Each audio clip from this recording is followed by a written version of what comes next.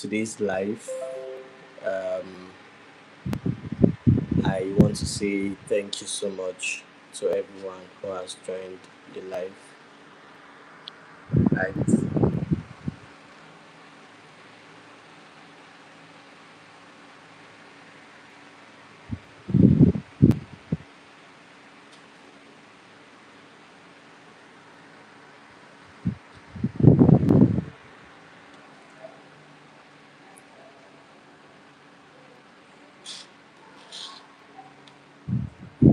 I want to say thank you to everyone who has joined the live. We just keep waiting for everybody to join, then we can kick starts. Yep.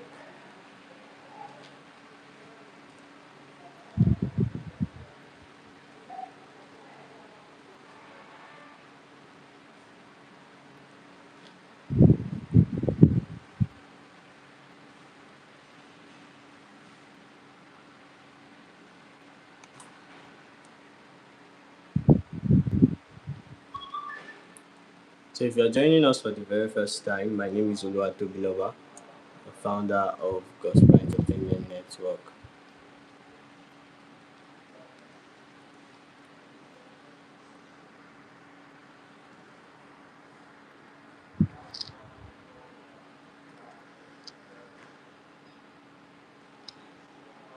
I'd love you to invite your families and friends. Huh?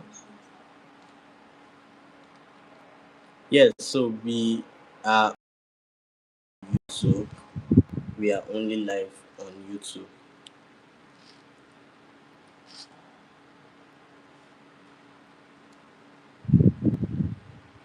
So in a few minutes time, our co-host, our guest would be joining. Sorry, not co-host, our guest will be joining.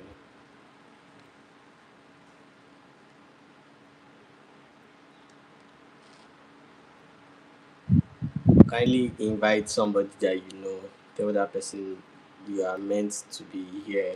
You are meant to be here.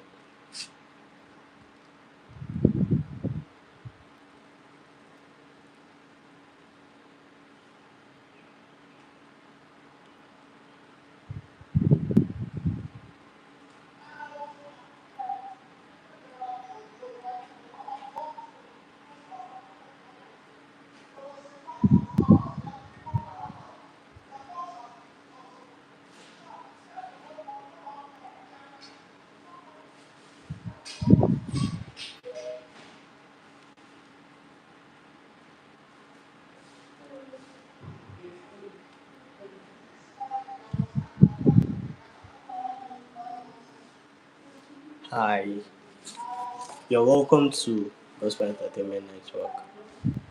Invite your friends. Trust me, it's going to be an amazing time. It's going to be an amazing time.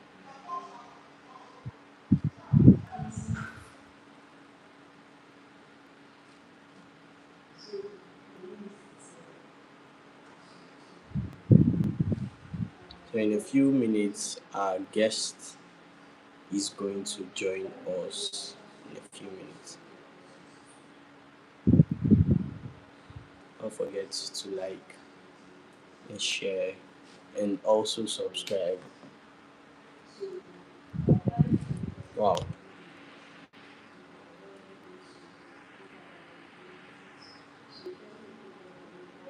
I am TB.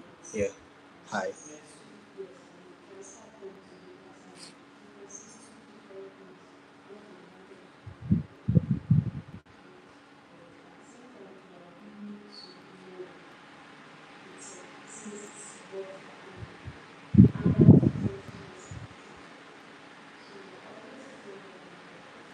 Okay, so basically, what Gospel Entertainment Network is all about is to spread the gospel via entertainment, via content, and a lot more like that. So we are here for you, and if you can, you can actually check our previous post. You'll see a lot of content we've made, inspiring, entertaining, and trust me, all gospel. So we are waiting for guest. But before then, please let us know where you are chatting with us from. Let us know where you are viewing from. Let us see. I would love to know more about you.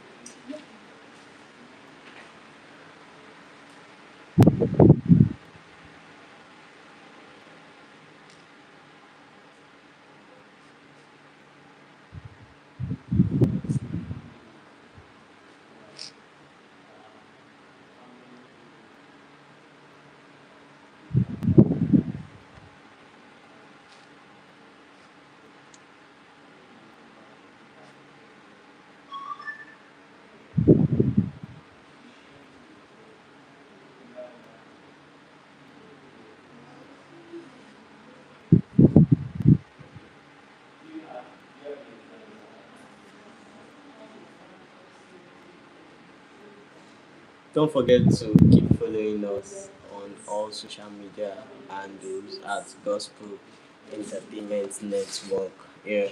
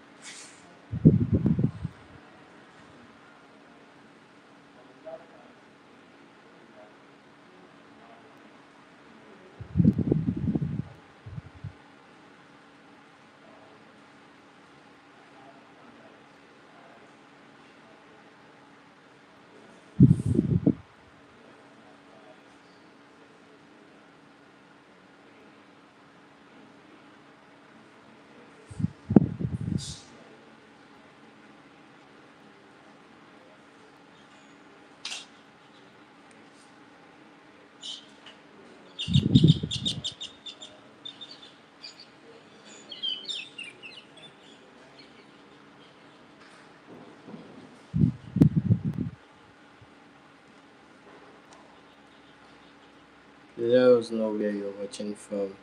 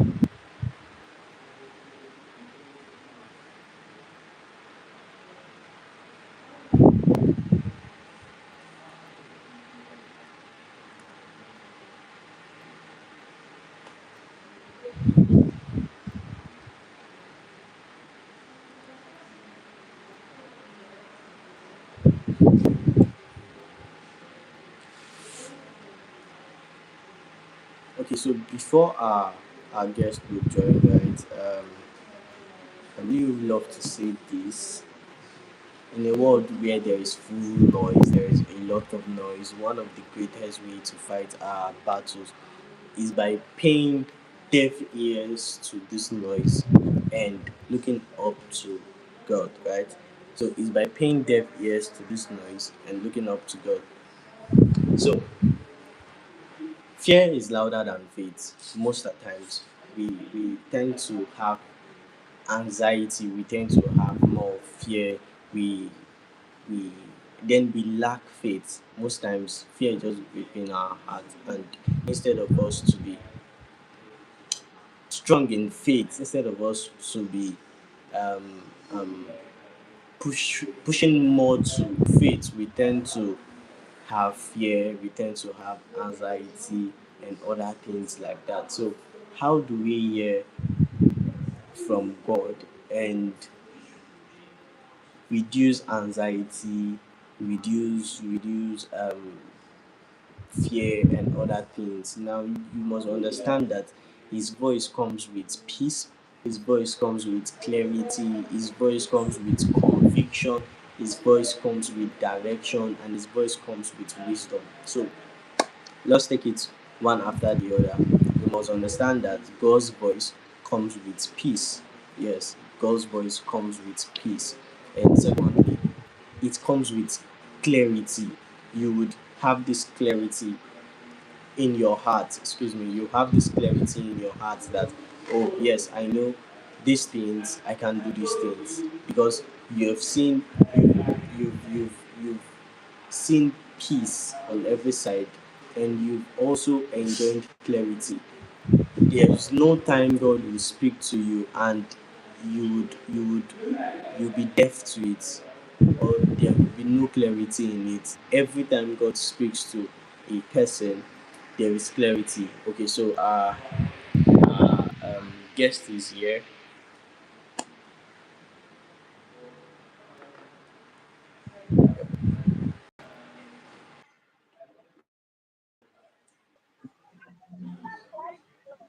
Hello, Hi, good Toby. evening, Can you ma. hear me? Good evening. Yes, yes, I can. Good evening. Okay, so sorry Trust I you're took a fine. lot of time trying to join. I was just looking for a good spot to stop. I'm on transit, so I hope you can hear me. Yes, I can. Okay, all right. Yeah. So have we started? So time, without wasting time, Okay, you'd introduce yourself and we start. all right. Good evening, everyone. Wherever you're connecting and joining us from. My name is Leah Diame, and I'm a spoken word artist. I'm a public speaker. I'm a writer, author of books, not just one, not two, not three. Um, let's leave it at five for now. And I am also into coaching and training of persons when it comes to spoken word and public speaking. I have done that a lot. And currently, I'm working on my AI skill, which has actually been amazing and is paying a lot. So I think let's stop there for now. But let me do the All main, the right. main, the main introduction. I'm the founder of the Uncommon Women Nation, a platform where we groom young ladies into becoming the best version of themselves. Yeah, let's stop there. I think that's better for now. All right. Thank you so much for joining. Thank you. Yes. So, without wasting time, let's kick start. Yes. Okay. So, how do we hear from God versus hearing everything else? What are the ways to hear from God instead of hearing what other people have to say? Yes. All right. Maybe I should lay a foundation of what I'm going to be saying first, so that you don't think it is standard for anybody. It's not a standard for anybody. Now, working with God, first of all, it's a personal thing. It's something you do with God, not something we are doing together with to God. It's something I do with God. So there are more of personal dealings that you have with God. So I don't want to generalize it. I don't want to say this is how it is, this is how it is for everybody. No, it's not like that. So maybe I will talk about mine and then you find yours. Yeah, that's better for me. So if I'm All talking right. about me, my dealing with God and hearing God, it happens in different ways. There's no one particular way. I don't limit God to one particular way because sometimes even the devil comes as an angel of light. When he has noticed a Yes. consistent thing you have been doing over time, he comes and play a game. That's why I've heard from so many people that when God opens door, the devil sometimes doesn't close that door because he can't. The next thing he does is to open another door that looks like the door God has opened. And so if you're not careful, if you're not able to discern that this one is not from God, there's a problem. I think that's where hearing from God comes into play. So how do I hear from God for my own self now, for instance? Let me use a scenario where um mine even got to a point where it actually affected my dressing. That sometimes I put on a dress, and if I'm already having that feeling of I'm not comfortable. This is a dress I wear all the time. But today I'm wearing this dress and I'm feeling very uncomfortable. It's a clear sign that God is saying, don't wear it. And sometimes when you want to angrily or forcefully wear that particular dress, if God loves you so much, He finds a way to make something happen to that place that you'll not be able to wear it. That's the level of your relationship now with God. For those of us who are just coming into God and knowing God, the best way He relates well with us is via our dreams, most especially. Mine, the early hours where I started hearing what God was saying was through my dreams. Because during the day, your mind is busy, your body is busy, everything about you is busy. You are talking, is there you're talking, or you're walking, or you are doing something, you are going somewhere. Every part of you is busy. So it will be difficult for you to now say, I heard God. That's why you see most preachers when they go into ministry, they tell you they don't work. Some of them don't work. It's not because they don't want to work, because if they become too busy, they might start losing touch with God. Must I? Yes, ma'am. I hope you can hear me. Yes, yes, we can. Yes, we can. Okay, they might start losing touch with God, so they tend to pull out from everything that makes them too busy, that carries their mind too far. So for me, it started as a dream. Every night I sleep, when my body is calm and everything, it's more like God speaking through my dreams, and then that dream becomes a reality. Yours might not be dream, yours might be a prompting. God can speak to you via prompting. There are many ways God speaks to people, but just like I said, the flesh will always be louder than the spirit. It takes it takes discernment to be able to know which one is truly God, which one is truly God. So I think there are many ways for us to hear God. Yours can be through trances. You can just see that one. It can come like an imagination immediately. If you pick, that's all. Yours can be you hear him loudly. It is rare occasion where we hear people tell you that I heard God. It was God that said, my son.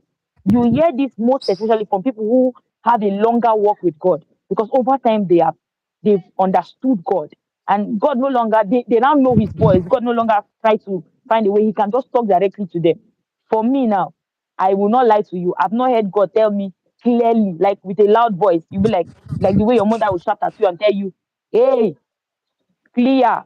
No, I've not heard like that. But most times it comes through that stillness. It's like a whisper or something in your spirit. It just comes like you are just feeling it. Oh, this is it. This is just it. Your body is a witness to it.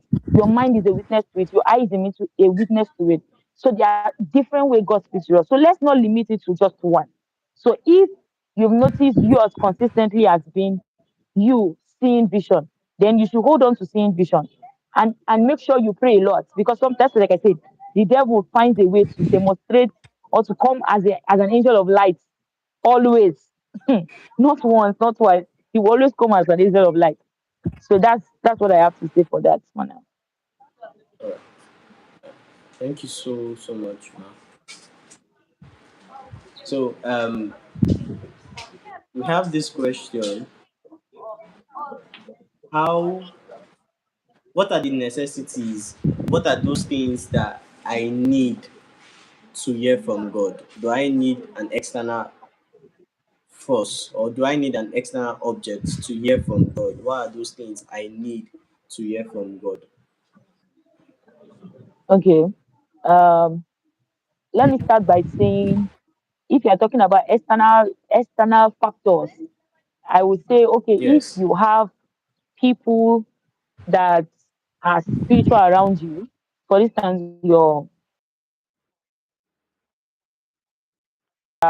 all these are external factors. They could hear from you, but it is important that we know God for ourselves. That part Yeah. where you know God for yourself saves you from a lot of things. Because even as much as you can say, I don't really hear God, when somebody tells you something that is not aligning to your spirit, you should know.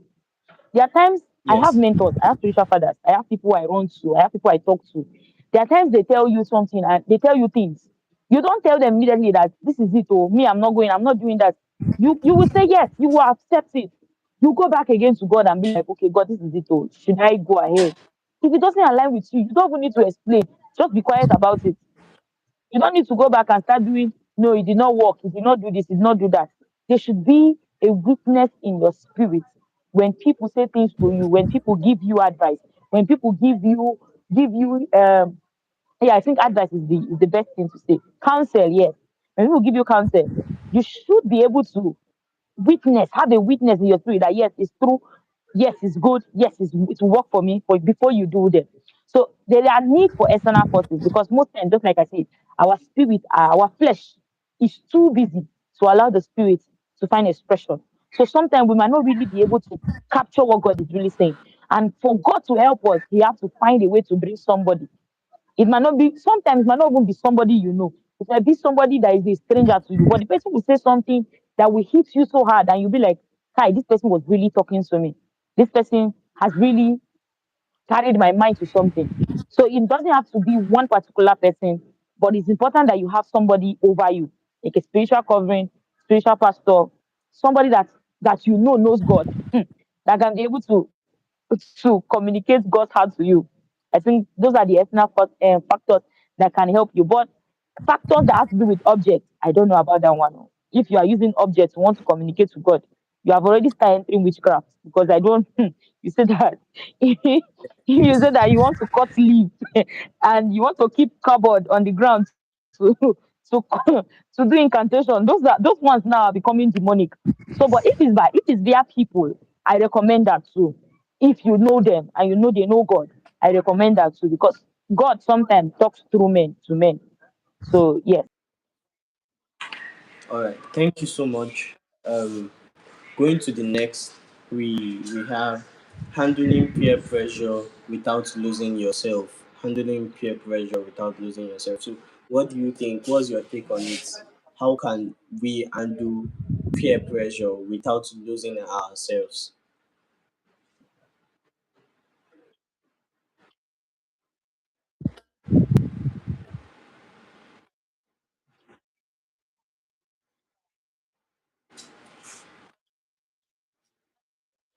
Yes, yes, yes.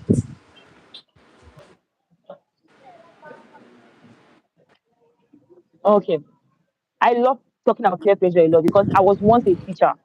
And being a teacher, it means you meet with children, teenagers in different phases. You meet with teenagers.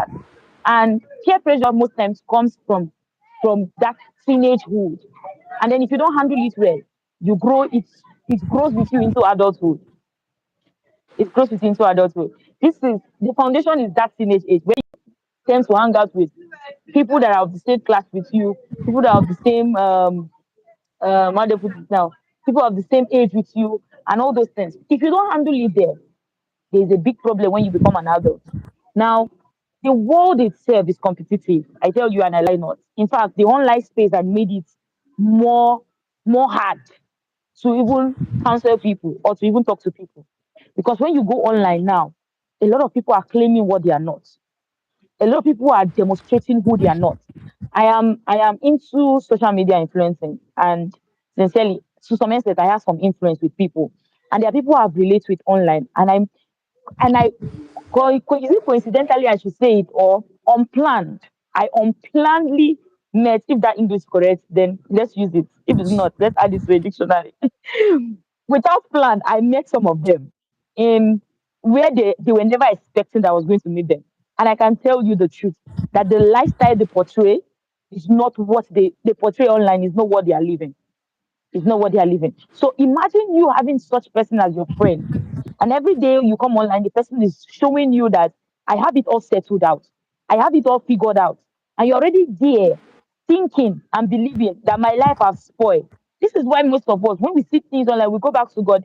The first person to receive that backlash is God in some way. Is either we stop talking to him, or we stop praying to him, or we stop just doing something to him because we feel God is the reason, or the reason for our problem. So peer pressure in our generation now mostly is coming from online.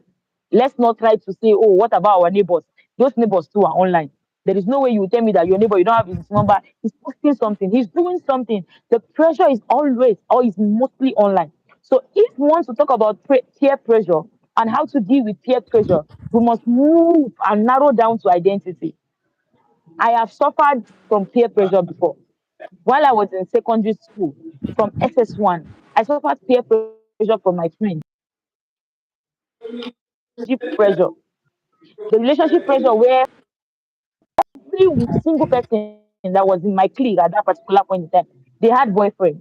They had one person they were always talking to, I love you, I love you. But I had no one. I had no one because everything they had, I don't have it. At some point, I was even thinking maybe I was supposed to be a male.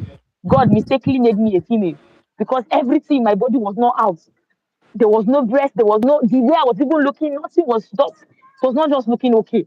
I was telling people that God, me myself, I was one telling people that, well, like in heaven, God forgot.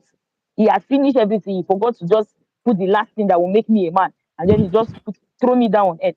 So those pressure came from friends, people we hang out together. And you physically see all the figures are already out, but you now, you don't have anything.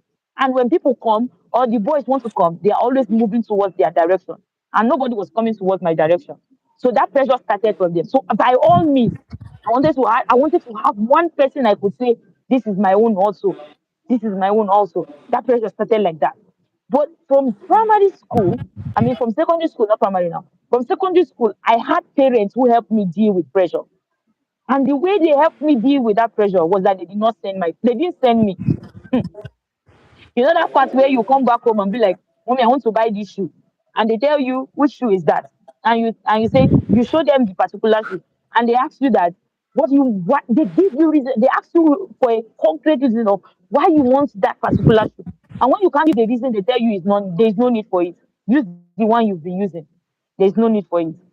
So my family or my parents actually helped me deal with that. But nowadays we don't have parents who are able to do that. Parents are already Parents are the one who are putting more pressure on their children because my pastor will always say something. He will always say it in during church service to parents. He will say, most of you parents, your children are wearing clothes that will pay their school fees because you are dressing them to come and show that your children are better. From childhood, you're already telling them that you have to wear this particular kind of clothes when you relate with other children. So you see, pressure most times come from even our relative, our family members. The pressure is always coming. So we must find a way to come out of that. And one of the way I would always advocate is you finding yourself. Finding yourself in the sense that you know what God has called you to do. I don't have everything I want in my life now. I desire a lot of things in my life as I am seated here right now. But I'm not in a haste. I'm not in a hurry. One of the things that pushed Abraham, one of the person that pushed Abraham was Sarah out of pressure. Oh, I'm getting old.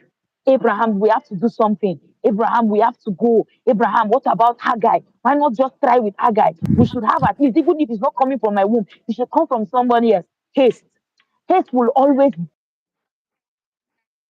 in the future, you always see it as unwanted. A time will come in the future where you necessary. This thing was unnecessary. Haste will always give birth to Ishmael. So, in as much as we want this thing, we should also wait for the right time. There's one particular scripture I love so much. That's the scripture that has helped me whenever I look at something and I say I want it, and I don't have the means to getting it. I always remember that scripture that He makes. The Bible said, "God makes." That is God who orchestrates it. It's God that puts it together. He doesn't need your effort. God does not need your effort. He is the one who makes all things Yeah. beautiful in its time. That's God does not need your effort. He doesn't need your workings. He doesn't need you to try and play a role. He comes into play and makes all things. Allow him do the thing. Allow him come and make it beautiful in his time. So anything you get outside God's timing, I tell you the truth, they will always hurt you in the future. They will become a problem for you in the future. So anything you are putting pressure on yourself for now that you don't have, I usually tell myself that anything you cannot, for me as a lady, anything you cannot buy twice and still have change in your pocket is not there's no need, no pressure, no pressure. Today I went to the market this evening, just this evening before I even came back, and before I finished and I was trying to go out and coming out now, I went to the market to get something, and when I got to the market, I already made budget. I had budget and I had extra money. I had budget when I went to the market and I asked extra money. When I got to the market, I went with somebody and we were asking for, it was a material I wanted to buy. We were asking for how much is this material? How much is this material? The person kept mentioning higher price of the material. I said, see, I don't want to waste my time in your shop. This is the money I have budgeted for the clothes I want to buy, the material I want to buy. So give me this one. And then the person brought the one I wanted and brought another one. And the person who went to the market with me was saying, Kai, is this one that is raining now? Is this one that is shiny? If you use this one, this is the one everybody is running after. That's not the budget I had. Oh. The budget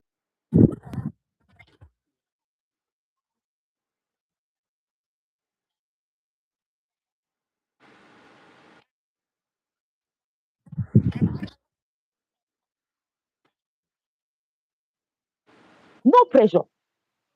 You don't have to pressure me to get what I don't want.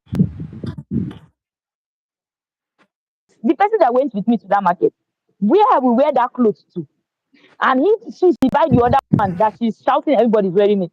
Where I will wear my own to, she cannot wear it to the place. That's one thing again. Because of what I can do, it doesn't matter what I wear. It doesn't. Yeah. You understand what I'm saying? Yes. What I wear does not define me. I already have a vision. I have purpose. I have everything. In fact, what I wear becomes a style. That's where identity, discovering yourself comes in. When you know yourself, wear what you do becomes a trend.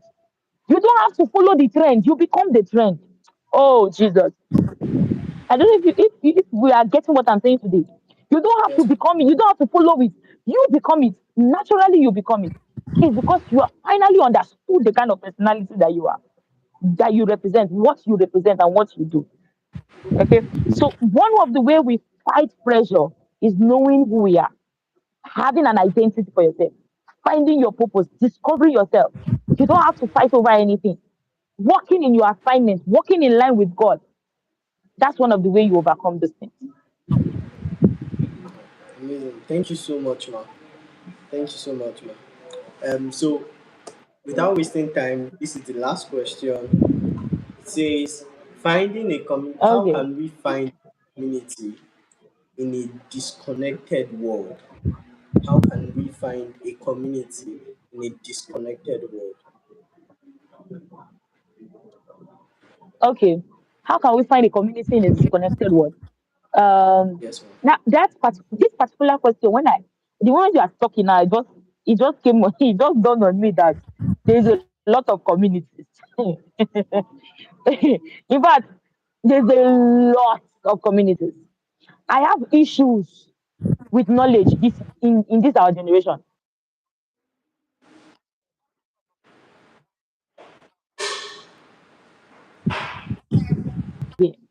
Literally, knowledge is everywhere. You can get knowledge everywhere.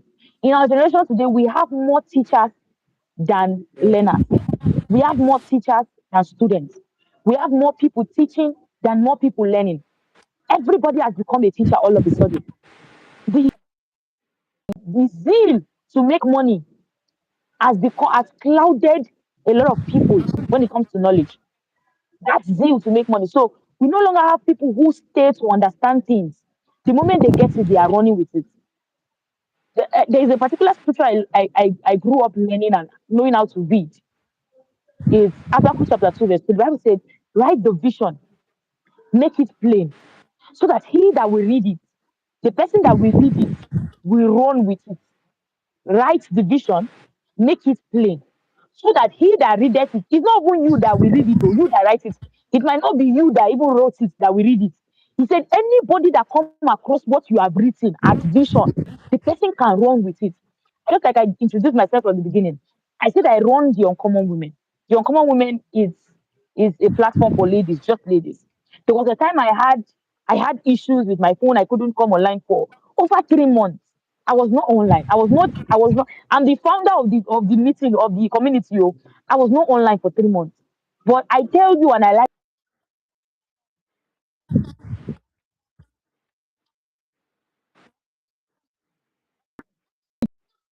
you without me being present.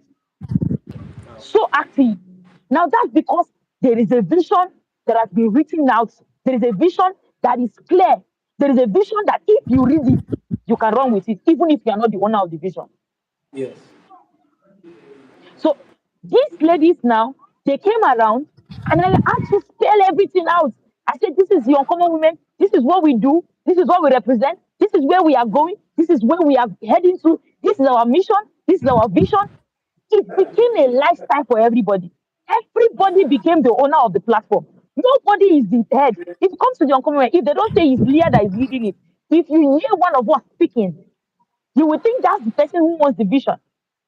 In fact, every time we have our conference, I don't do the what about the uncommon woman. I'm not the one who comes to introduce about the uncommon woman. It is somebody else who comes to talk about the uncommon woman with passion and zeal. And you will think it's the person who wrote the vision. You will think it's the person who organized the community, you know.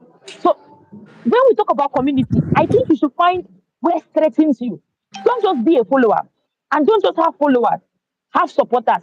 Have people who see you, who always see you. And when I mean see you, they know where you are headed. They see potential in you, and they are ready to push out that potential from you. I have been with the small knowledge I have. I have been able to groom ladies, and today I can tell you that they are doing well. I have, even with my skill as a spoken word artist and as a public speaker, I've been able to groom people who were extremely shy, to pull them out of their shell. And today they are standing. They can stand. In fact, they are even doing more than I do. Now that's community. That's finding somebody. Now this is a community. This gospel entertainment network is a community. The lady I spoke to, or the lady who connected me to you now, Toby, Yeah. that's Abigail. Abigail, I don't think I've met Abigail physically. I think I should say, I don't know if she's listening now. I've not met Abigail physically. Maybe she has met me physically, but I can't remember seeing her physically. We've not Yeah. met. We met online. And I can tell you the truth that Abigail has been a follower, a top follower. Abigail listening, Abigail asks questions. Abigail is always around. Oh, what do I do? What do I go? Where do I go from here? Now, via me, community doesn't have to be having 10 people. You understand? You can have 10 people who are going nowhere. That's the truth. You can meet 10 people. You can be in the midst of 10 people, and the 10 people are going nowhere. Having two Yeah. people So alone in your cycle is enough to take you to where you are going to. I don't want to say one person because one person is too risky. You can risk it, but it's too risky. But having two solid people, somebody says something, say if you have quality people in your life, you have quality results, you have quality yes. progress, you have quality things coming into your life. That's why the Bible also says, those who walk with the wise, they will be wise. Those who walk with the foolish, there is no way you have to just be foolish. Apostle man said something. He said, if you have 9 or 7 friends that are foolish, you did not count well, oh, because you are the number 9 of that foolish people. You are just there. That cycle you have joined, that's your cycle. If you like, say that's what I always say. I'm just saying this quote so that It will be reminding us of what having a cycle is. I also wrote a book on guiding your cycle. That's one of the book I wrote, and I think I sold. I had more people who downloaded that book. It's a free note, free ebook. If you are interested, you can just reach out to me on any platform that you can. All It's right. free. Guiding your cycle, having a cycle of people. You don't have to be close. You don't have to be to have a longevity of relationship. Because we are friends for long doesn't mean we are going to the same location. Because you are my friend doesn't mean we are heading towards the same direction. This is what guiding your cycle is all about. So if you read that book, I think that book will solve a lot of problems for people who are still struggling with connection, networking with people, trying to drag relationships that have ended a long time ago. Some of us are there are people in our life today that we are still dragging along with out of pity because they were childhood friends. Childhood friend doesn't mean they are destiny friends. Childhood friends was maybe you people had the same interest. As you grow, your interest start changing. As you grow, your taste for things start changing. So you don't limit relationship because of how long you've been together. You must find the one going to where you are going. Find people going to where you are going and stick with them, even if it's just two. You don't need much. You don't need much. So, how do you find a good community? They are everywhere. But the good thing about finding them is number one, if I don't talk about you praying, I'm lying. Because sometimes if you don't pray about certain things, people say a lot of things that prayer doesn't solve a lot of things. I always say this that the thing prayer will solve, nothing else can solve it. The thing prayer will solve for you, nothing else can solve it. There are a lot of things that can solve a lot of things, but the one prayer I have to solve, if you don't pray about it, it will not be solved. So pray about your association. As how will I put it now? As rampant as we have made, as common as we have made prayer is because our generation has commonized prayer a lot. They tell you pray, pray, pray, pray, pray. I've met people who be like, what do you they pray about? This one no be things of prayer. No matter how it was to be, learn to pray about certain things. And one of the things you should pray about is relationships. I've met people for the first time in my life, and God clearly told me, He said, this one ends here today. And sincerely, that conversation ended. I met somebody one time after we there was no problem. In fact, I liked the person so much. Like we were just talking about a lot of things. The moment we parted, it was like a whisper and a knowing in my spirit that see this one, this is where it ends. This is where it ends. So finding a good relationship is no look for people going to where you are going, and you can't know people going to where sorry, you can't know the people going to where you are going when you don't know who you are. Maybe I should say that again. You cannot know the people going to where you are going, the people who are supposed to be your right community, when you don't know who you are. Imagine all of us now, I believe many of us watching me now, you are in higher institution. You have friends in other departments. You cannot say, I love my friends so much, and you will leave your lecture hall when there is a lecturer in your class, and you will go to your friend's lecture hall and be receiving lecture. It doesn't just make sense. Because I like you and you're my friend. You will leave your lecture hall during lecture and say you want to go and stay with your friend in his lecture hall.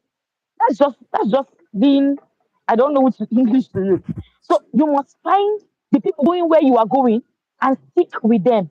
You might not really like them. My pastor will always say something. I'm making efforts to my pastor because these are people over me. People who oversee the things I do. My pastor will always say, you don't choose your teachers. You don't choose your teachers. I don't know how many people now listening to me now who chose their lecturer in higher institution.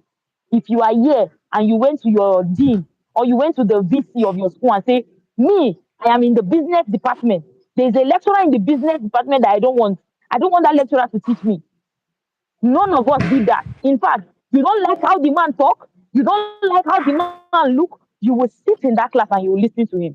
So most times you might not really like the figure of the person you are hanging out with. You might not really like the face of the person, because the person has what you want. The person is going to where you are going. Hold that person dearly and follow the person so until you get where you are going to get to where you are going. I think that's just it for me. All right. Thank you so much, Ma. Thank you so much, Ma. It's been an amazing time Yeah, with you. thank you. We're really, really grateful. Uh, so I think this is where we would stop, and we really want to say Very, very big thank you. So for the book, the book you were talking about would also like to get it across to people who really need it. Yeah. So we'll get back to that. Thank you so much, Ma. We really appreciate for your time.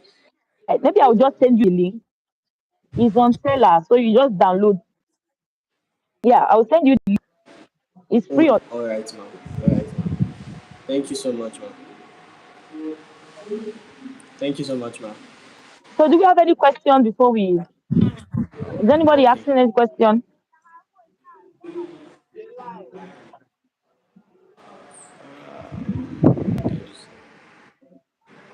Do we have any questions?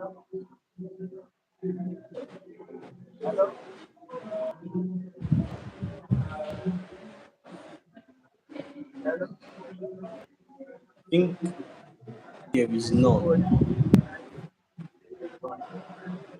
Okay. All right. Thank you so much. Thank you so Thank you so much much, Ma. for bringing me to your platform. I'm grateful. Thank you. Thank you. Thank you. Thank you. All right. Thank you so much, everybody, for joining.